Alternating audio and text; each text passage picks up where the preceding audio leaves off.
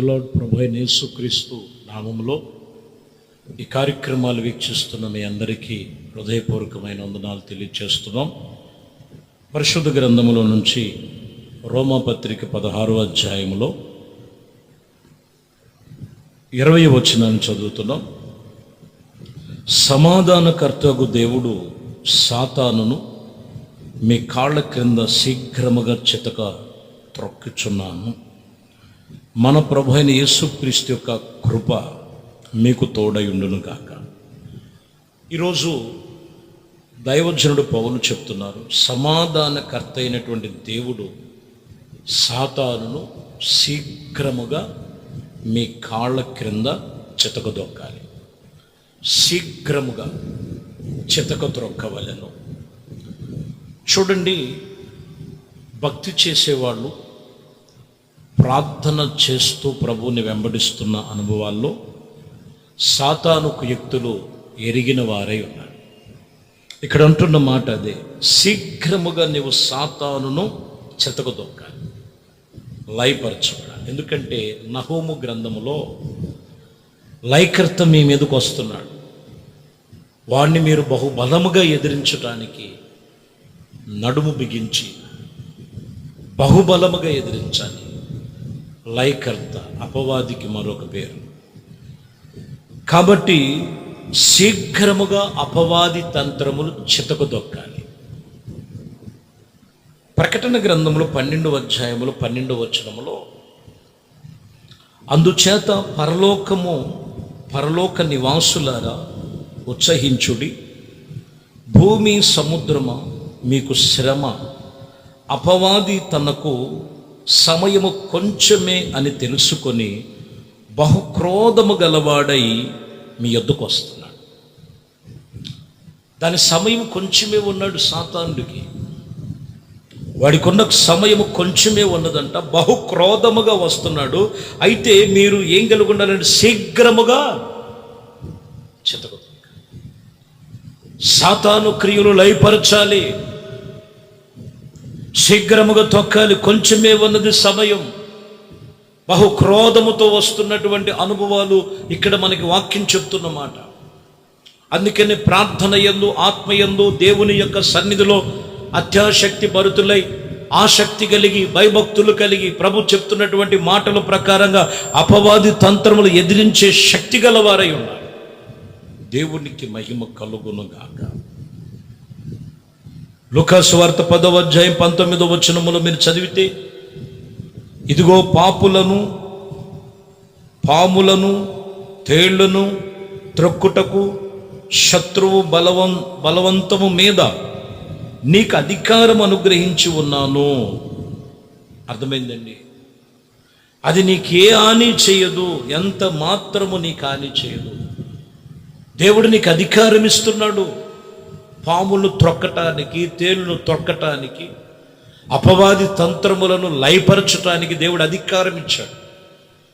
ఆ అధికారాన్ని పొందుకోవాలి మనం. కొన్నిసార్లు అధికారాన్ని కోల్పోతున్నారు, అర్హత కోల్పోతున్నారు, క్రమం కోల్పోతున్నారు. కాబట్టి నీకు అధికారాన్ని దేవుడు ఇచ్చాడు అపవాదిని లయపరచడానికి. ఒకటి, శీఘ్రముగా సాతానుని లయపరచాలి, చితకదొక్కాలి. 2వ దశలోనికి రాసిన పత్రిక 2 దశలోనికి 3వ అధ్యాయము 1వ వచనములో, తొదకు సహోదరులారా, మీలో జరుగుచున్న ప్రకారము ప్రభు వాక్యము శీఘ్రముగా వ్యాపించి మహిమ పరచబడే నిమిత్తమును దేవుడు మిమ్మల్ని నియమించుకొని ఉన్నట్లు. ఇక్కడ మనం గమనిస్తే ప్రభు వాక్యము శీఘ్రముగా వ్యాపించాలి. ఏం కావాలంటే, ఇప్పుడు నువ్వు అపవాదిని ఎదిరించాలంటే ముందు వాక్యం అనేటువంటి బలము పొందుకోవాలి. వాక్యములోనే ఎముడబడి ఉన్నది పరిశుద్ధత, దేవుని యొక్క ప్రతి ఒక్క కార్యాలు. అందుకని ఇక్కడ ఏమంటారంటే, శీఘ్రముగా ప్రభు వాక్యమును వ్యాప్తి చెందాలి. నీలో దేవుని వాక్యమును కలవర్చుకోవాలి. ఎందుకంటే మార్కు సువార్త 16వ అధ్యాయం 20వ వచనములో యేసు ప్రభువు ఆయన శిష్యులతో ఆయన వెన్నంటే ఉండి వాక్యమును బోధిస్తున్నప్పుడు చూడండి, మనం చదువుదాం 16:20. వారు బయలుదేరి వాక్యమంతట ప్రకటించిది, ప్రభు వారికి సహకారుడై ఉండి వెన్నంటే జరిగించుచు సూచక క్రియలు వాక్యమును స్థిరపరచబడినట్లుగా మనం ఇక్కడ చూస్తాం. సూచక్రియలు, దేవుడు గొప్ప కార్యాలు ఎలా ఉన్నాయంటే, వాళ్ళు వాక్యము ప్రకటన చేస్తున్నప్పుడు వారు వెన్నంటే ఉన్నారు, ప్రభు సహకారిగా ఉన్నట్లుగా రాయ.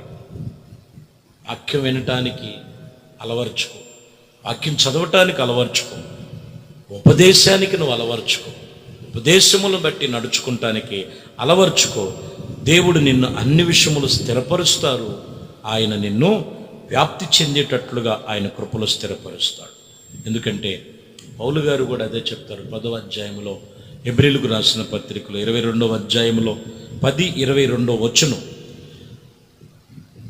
మనస్సాక్షికి కల్మషము తోచకుండినట్లు ప్రోక్షించబడిన మీ హృదయములు గలవారమై నిర్మలమైన ఉతకముతో స్నానము చేయుచు శరీరము గలవారమై ఉండి విశ్వాస విషయములోను సంపూర్ణమైన నిశ్చయత కలిగి యథార్థ హృదయములతోనూ మనము దేవుని సన్నిధానమునకు చేరదాము.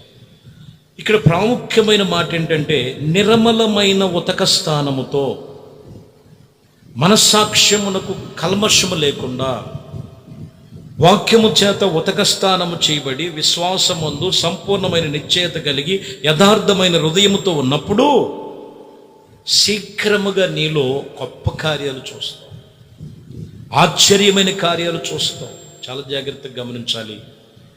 మొదటిగా చెప్తున్న మాట, అపవాది సమయము కొంచెమే ఉన్నది, వాడు బహు క్రోధముగా వస్తున్నాడు. అయితే శీఘ్రముగా అపవాది తంత్రములను ఎదిరించాలి. 2 చెబుతున్న మాట, వాక్యము మీలో వ్యాప్తి చెందాలి. శీఘ్రముగా మీలో వాక్యము వ్యాప్తి చెందాలి. వాక్యము చెబుతున్న మాట, అప్పుడు మీరు విశ్వాసములోను సంపూర్ణమైన నిశ్చయతలోను యథార్థమైన హృదయములతోనూ దేవుని సన్నిధికి చేరుతాం. చివరి మాట, ఒక మాట మనం చూస్తే జపనయ పుస్తకం 1వ అధ్యాయం 14వ వచనమును చూస్తే, యెహోవా మహాదినము సమీపమయ్యున్న, యెహోవా దినము సమీపము, అతి శీఘ్రముగా వచ్చుచున్నది. ఆలకించండి, యెహోవా దినము వచ్చుచున్నది. పరాక్రమశాలులు మహారోదనతో రోదిస్తారు, రోదన చేయుదురని రాయబడి. గొప్ప గొప్ప వాళ్ళని చెప్పుకుంటూ భూమి మీద ఉన్నటువంటి వారు మహారోదనతో ఉండే సమయం ఉన్నది. ఇక్కడ అంటాడు, మహాదినము రాబోతున్నది, సంభవించబోతుంది. యెహోవా దినము శీఘ్రముగా సంభవిస్తుంది. ప్రభు రాకడను మర్చిపోవద్దు. శీఘ్రంగా ప్రభు రాకడ సమీపముగా ఉన్నది. భూమి మీద మహా గొప్ప వాళ్ళందరూ కూడా రోధించే సమయం. కాబట్టి ప్రియమైన దేవుని బిడ్డలారా, ఈరోజు వాక్యము శీఘ్రముగా సాతానును సితకదొక్కాలి. శీఘ్రముగా దేవుని వాక్యము వ్యాప్తి చెందాలి. శీఘ్రముగా ప్రభు రాకడ సిద్ధముగా ఉన్నది. నీవు, నీ కుటుంబము దేవుని కోసం ప్రభు వాక్యమును బట్టి పరిశుద్ధమైన దేవుని సన్నిధిలో దేవుని రక్షణ బాప్టిసం ప్రభు రాకడ కొరకు మనము సిద్ధపాటు కలిగి శీఘ్రముగా నీవు వ్యాప్తి చెందాలి. అంటే రీతిగా ప్రభు నిన్ను నడిపించి ఆయన కృపలో స్థిరపరచునుగాక.